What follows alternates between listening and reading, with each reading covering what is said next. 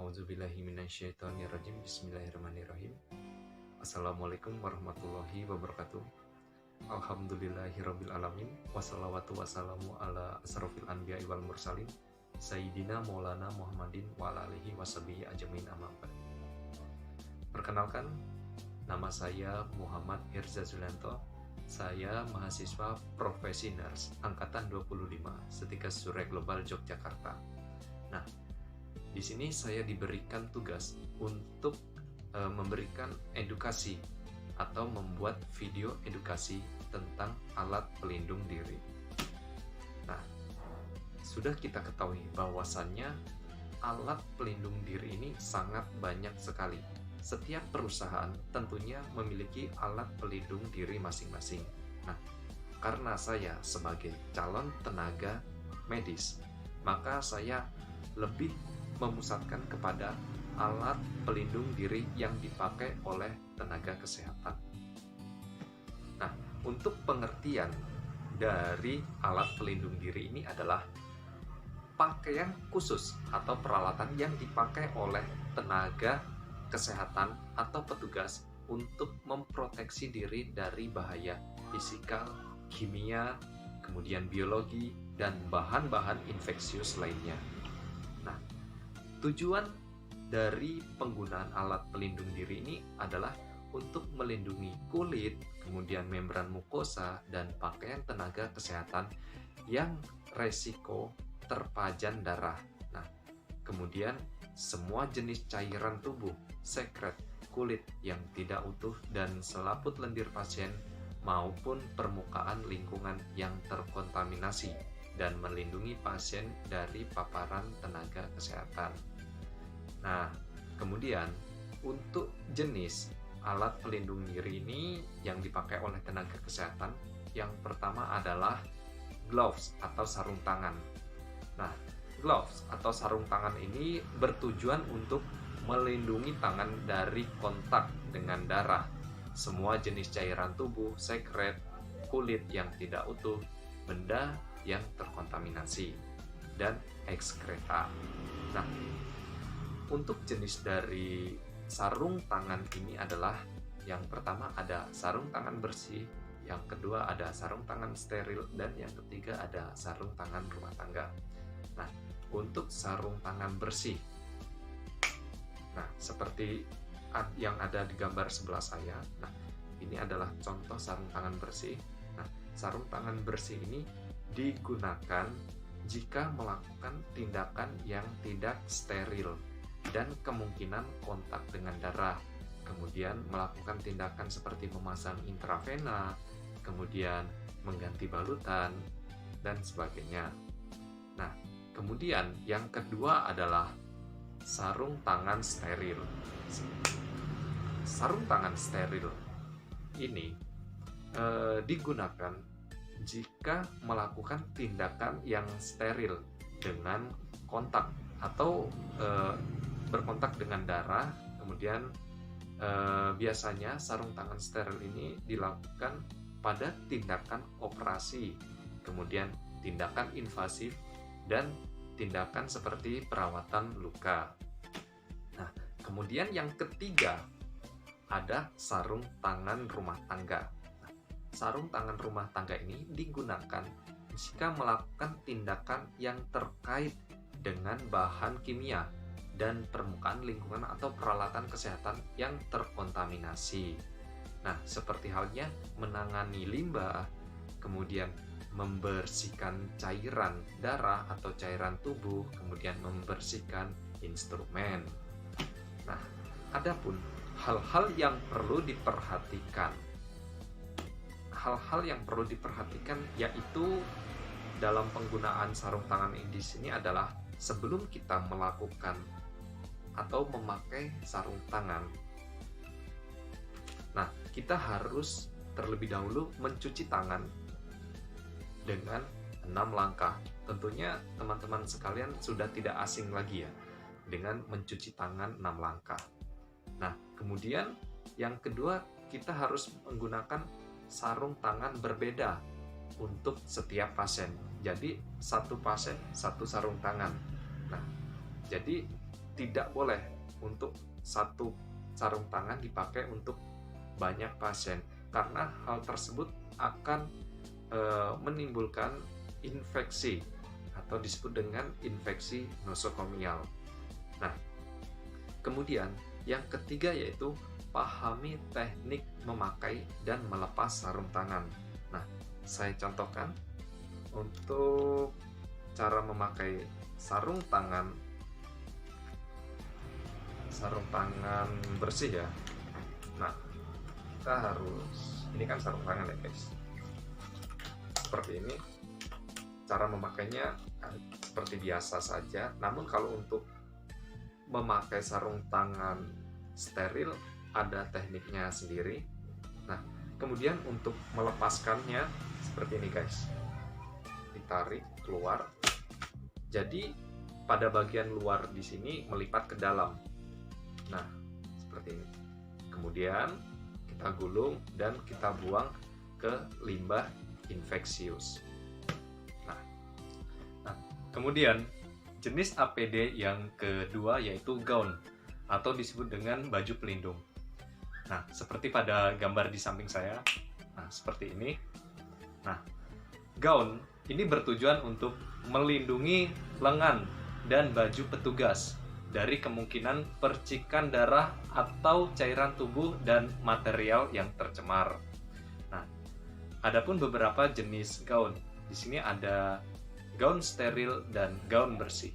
Nah, gaun steril ini biasanya digunakan pada tindakan pembedahan dan gaun bersih biasanya digunakan pada tindakan seperti perawatan luka. Nah, kemudian gaun ini terbuat dari beberapa jenis bahan. Ada yang terbuat dari kain, plastik, dan kertas. Nah, untuk bahan yang terbuat dari plastik dan kertas itu hanya digunakan satu kali pakai saja. Dan untuk gaun yang terbuat dari kain, ini penggunaannya reusable, yaitu bisa digunakan berulang-ulang kali, namun setelah melalui proses pencucian. Nah, kemudian indikasi dari penggunaan gaun di sini adalah yang pertama pada tindakan pembedahan, kemudian yang kedua pada pengisapan lendir yang masif, kemudian ketika kita melakukan perawatan luka, kemudian ketika kita memasang drainase, kemudian ketika kita melakukan perawatan gigi, dan ketika kita menangani pasien yang mengalami perdarahan yang masif. Nah, jadi seperti itu untuk penjelasan gaun. Kemudian jenis APD yang ketiga adalah respiratory protection. Nah, respiratory protection di sini ada beberapa, yaitu masker medis dan N95. Nah, untuk masker medis ini bertujuan untuk melindungi tenaga kesehatan dari kontak material infeksi dari pasien. Kemudian ketika ada pasien batuk atau ketika perawat batuk, tentunya akan membatasi penyebaran infeksi ke orang lain. Nah, catatan untuk penggunaan masker medis di sini harus menutupi hidung dan mulut sampai ke pipi. Nah, jadi saya contohkan untuk cara memakainya seperti ini. Nah, jadi diusahakan agar pipi, mulut, dan hidung ini tertutup rapat. Nah, kemudian di sini kan ada kawat ya, semacam kawat. Nah, jadi kawat di sini kita tekuk menyesuaikan bentuk dari hidung kita masing-masing. Seperti ini. Sehingga posisi penggunaan masker akan rapat. Nah, jadi untuk penggunaannya seperti itu. Kemudian cara melepaskannya yaitu bisa kita tarik atau bisa kita putus dari belakang. Nah, tapi agak susah sekali ya. Jadi kita tarik aja dari atas. Nah, seperti ini. Nah, usahakan tangan kita jangan memegang area depan masker. Nah, kemudian kita buang pada limbah infeksius. selanjutnya ada jenis masker N95 seperti pada gambar di samping saya. Nah, masker N95 ini bertujuan untuk melindungi saluran pernapasan, kemudian untuk mencegah transmisi agen infeksi udara. Nah, indikasinya yaitu pada tindakan yang dapat menghasilkan aerosol pada pasien dengan transmisi airborne. Nah, contohnya yaitu pada pasien flu burung, kemudian pada pasien TBC, bronkoskopi, kemudian ketika kita melakukan pengisapan lendir juga. Nah, kemudian ketika kita menangani pasien COVID-19. Nah, karena N95 ini keefektifannya 95%. Nah, sedangkan untuk masker medis yang tadi hanya 60% saja. Jadi seperti itu untuk jenis masker. Nah, kemudian adapun jenis APD yang keempat yaitu face protection atau pelindung wajah. Nah, bertujuan untuk melindungi selaput lendir mata, hidung, mulut, dan wajah dari semua jenis cairan tubuh, sekret dan ekskreta. Nah, jenis pelindung wajah ini ada masker dan penutup mata. Nah, kemudian ada kacamata atau disebut dengan goggles. Nah, kemudian ada visor atau face shield. Nah, seperti yang saya pegang sekarang atau lebih jelasnya pada gambar di samping. Nah, seperti ini untuk bentuk dari face shield. Nah, ini goggles ya. Goggles. Jadi ketika kita pakai, nah, mata kita akan terlindungi dari percikan darah lendir. Nah, sehingga mata kita tidak akan terkontaminasi karena terhalang oleh kaca. Nah, kemudian indikasi dari penggunaan goggles atau face shield ini adalah ketika kita melakukan tindakan yang memungkinkan mata dan wajah terciprat darah atau cairan tubuh pasien. Nah, seperti tindakan operasi dan menolong persalinan. Kemudian untuk jenis APD yang kelima, ini ada head coverings atau disebut dengan penutup kepala. Nah, penutup kepala ini bertujuan untuk mencegah jatuhnya mikroorganisme yang ada pada rambut dan kulit kepala petugas terhadap alat-alat daerah steril, dan juga sebaliknya untuk melindungi kepala atau rambut petugas dari percikan bahan-bahan dari pasien. Nah, jadi untuk penutup kepala bentuknya seperti ini ya guys. Nah, seperti gambar di samping. Nah, saya juga punya contohnya. Nah, untuk penutup kepala bentuknya seperti ini, dan untuk cara pemakaiannya yaitu kita taruh di atas kepala. Kemudian di sini kan ada tali pengikatnya, kita tarik dan kita ikat. Nah, jadi setelah kita ikat, tentunya rambut atau mikroorganisme yang ada di kepala kita akan terhalang dan tentunya tidak akan jatuh kepada pasien. Nah, jadi seperti ini penggunaannya. Nah, untuk indikasi dari penutup kepala ini adalah ketika kita melakukan tindakan yang memungkinkan rambut kepala jatuh ke pasien. Nah, kemudian contohnya yaitu ketika kita melakukan tindakan operasi, kemudian ketika kita melakukan tindakan invasif, kemudian ketika kita melakukan intubasi, dan ketika kita melakukan suctioning. Nah, jadi seperti itu untuk pelindung kepala. Nah, kemudian ada jenis APD yang keenam. Nah, jenis APD yang keenam yaitu sepatu pelindung, seperti pada gambar di samping. Nah, seperti ini.